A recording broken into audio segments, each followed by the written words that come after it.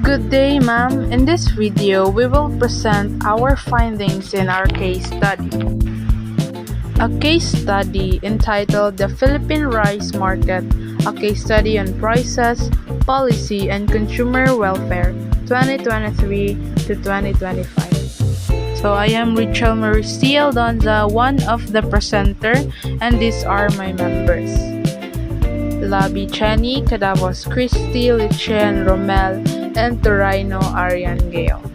Background or situation. So here we summarize the important details that was mentioned.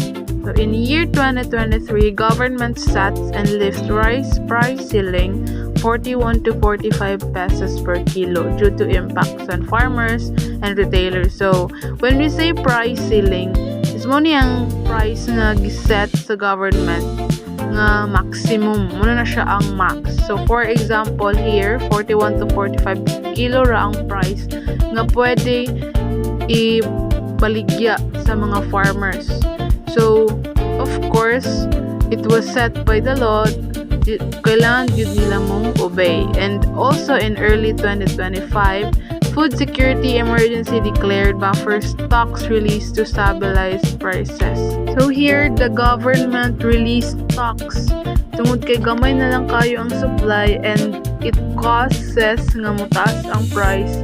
So in order to solve that problem, nagkuha sila og rice sa ilang stock. So of course, it is only for a short term.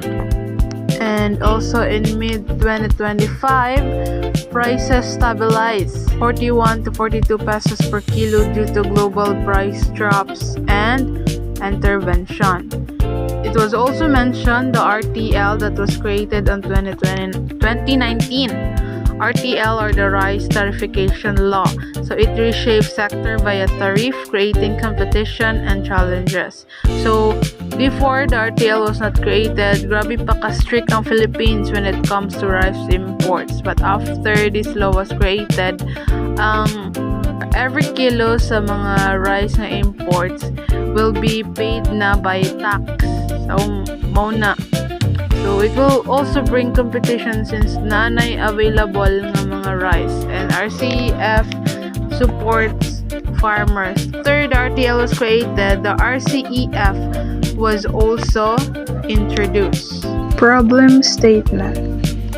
How can the Philippines maintain affordable prices for consumers while ensuring farmer welfare, sustainable production, and stable supply in the long run? So this is the main problem that we are aiming to solve in this case study. Price fluctuations. This is one of the issues that we are facing ang pagtataas sa presyo sa bugas. Unpredictable market conditions. For example, kanang naay calamities like typhoon, earthquake nga maka-affect sa rice production. Ang balancing competing needs since in the Philippines is allowed ang competitions, especially among local farmers. Business goals. For our business goals, of course, we aim for affordable rice for our consumers since most of Filipinos are minimum wage earners. Secondly, support our local farmers. Even though Philippines have imported rice, we should still prioritize ang sariling atin and support our co-Filipinos. And lastly, market stability. Nga basin na ay mga unexpected occurrence of event like Baguio, we can still provide enough rice for the consumers. Decision criteria. Before making any decisions, these things should be considered. First is cost. Kung pila ang magasto nga sakto lang sa budget. Price. It should be affordable. Profit. Despite being affordable, daagyapoy profit ang ma-earn sa mga farmers and retailers. Environmental challenges. Be prepared for any challenges that might occur. Market stability. Ability to maintain consistent supply and demand. Import levels. Volume of rice imports and its impact to our local farmers. And lastly, customers or our consumers. The accessibility of rice and overall rice satisfaction of rice price and quality. Assumptions. Stable rice demand, because we all know that rice is already part of the life of every Filipinos. Every day, consume ang mga Filipino of rice, so its demand is stable. However, government interventions such as price ceilings can distort market signals and lead to unintended consequences. And the Rice Tariffication Law (RTL) aims to increase competition and efficiency in the rice market over time by replacing import quotas with tariffs, allowing for greater private sector participation and potentially lower prices for consumers, which may affect local farmers due to increased competition from imports. And we have 4 strategies that are mentioned in our background that are used to address the issue of rice in the Philippines. So first is the price ceiling. So it is setting maximum prices for rice. So like what I mentioned earlier, the government will set or maglimit lang sila kung unsa kataas sa price ang ipresyo sa mga farmers. So the advantage, of course, it is a short-term relief for consumers since ang price sa bugas is ma-afford ra nila.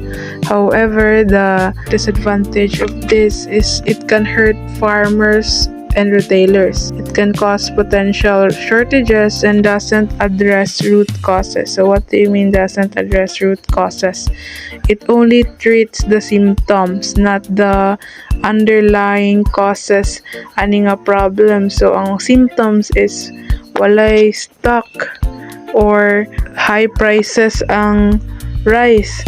So it is only a symptom nga dapat ang root causes like low productivity of local rice farmers, lack of access to technology, quality seeds and training, and environmental challenges, like dili ni siya ma-address or dili niya ma-fix to with this price ceilings. And next is we have releasing buffer stock. So it is releasing rice from government reserves to increase market supply. So again, it's the way or ang paamaagi sa government when it comes to rice. So ang advantage is it is also short-term price stabilization, direct address of supply shortages. So because maghatag ang government of rice stock sa market, baghan ang supply. So of course, in the short term, maiwasan ng shortages. However, the disadvantage, it depletes government reserve. Like stock is dili mo na siya unlimited. So of course, naaragya po na ending.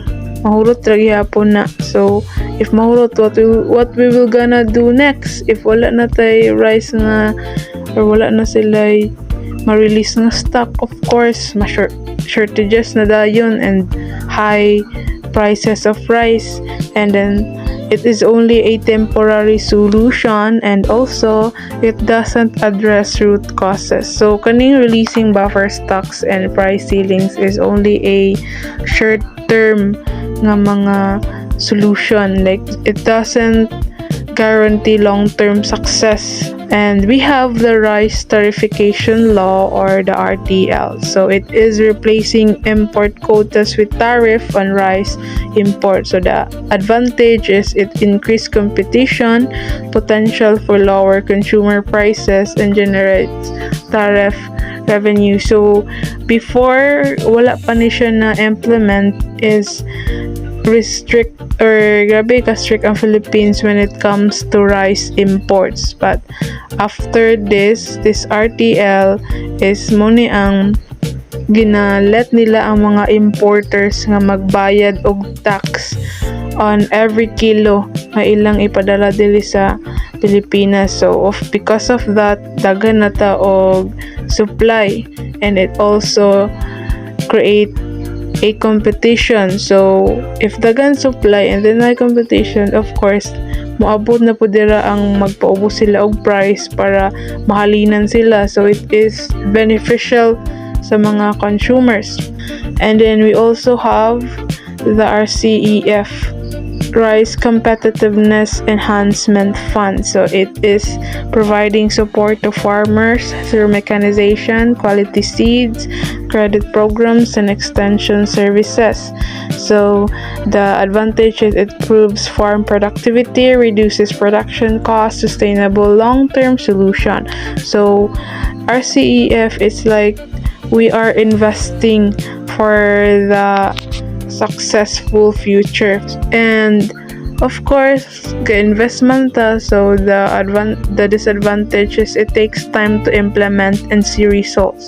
It requires effective management and targeting of resources. Preferred alternative and rationale.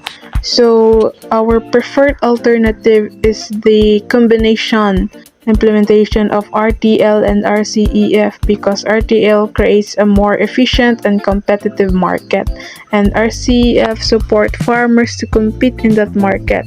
It addresses underlying issues like low productivity and competitiveness.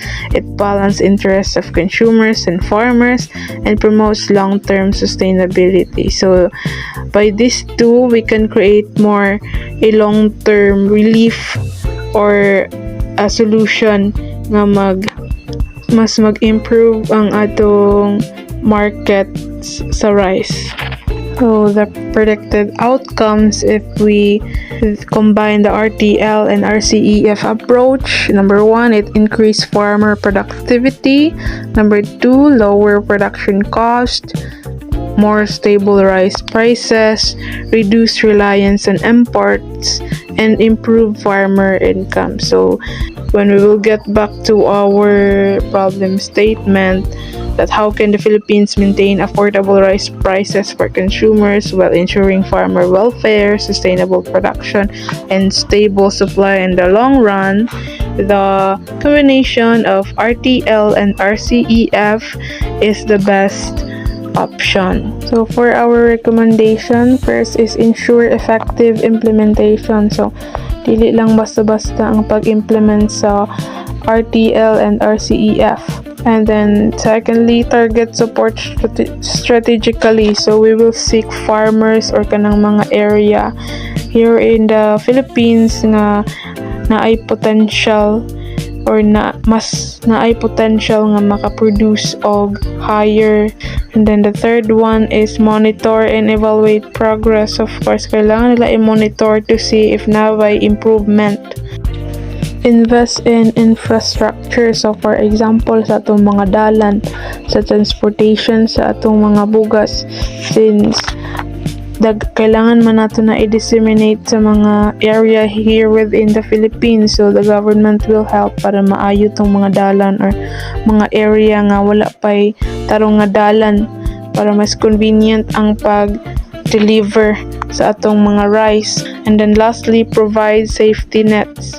So we Filipinos we are not have equal income, so nagid to yung mga tao nga ng mga pobre ingana. So the government should have a program para sa ila in case if na mga emergency or pagtaas o kalit sa price sa rice. So in conclusion, the integrated RTL and RCEF approach is the most promising path towards a stable, equitable, and thriving rice sector. And these are the sources or our references: the press office, GovPH, PhilRice, and then we have Statista and Tobias.